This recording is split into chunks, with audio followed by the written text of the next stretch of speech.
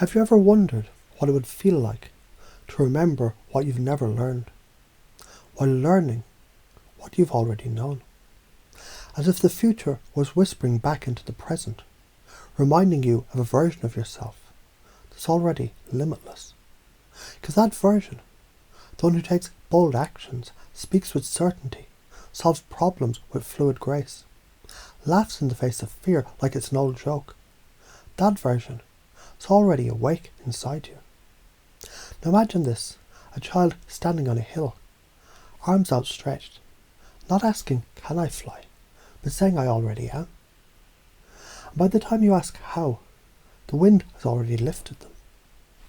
Could it be that you don't need to be taught how to fly, only to remember you're never bound by the ground?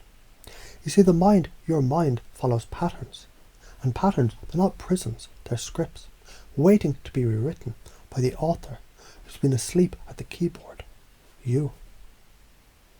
Every limitation that you believed was just a suggestion you accepted, and now you get to suggest something new. Because what happens when you stop asking, can I, and start living as if I do? When someone says that's impossible, you laugh, not in disbelief, but in deep knowing, because you've already done it. Let me give you an example.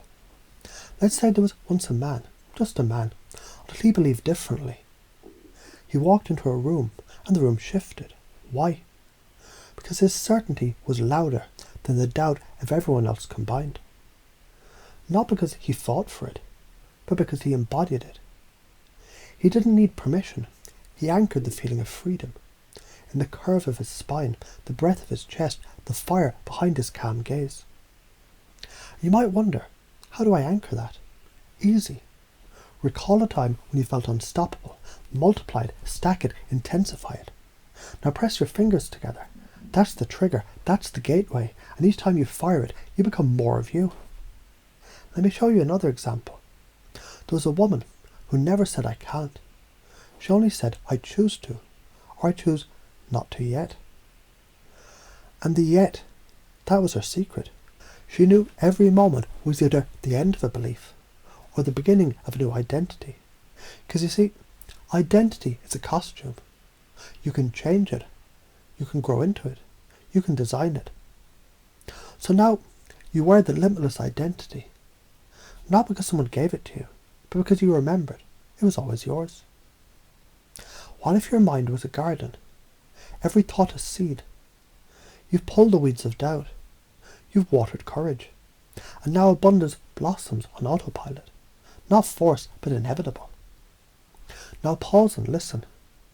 That voice inside you that once whispered, I'm not enough, it's growing quieter now, replaced by a stronger, deeper voice.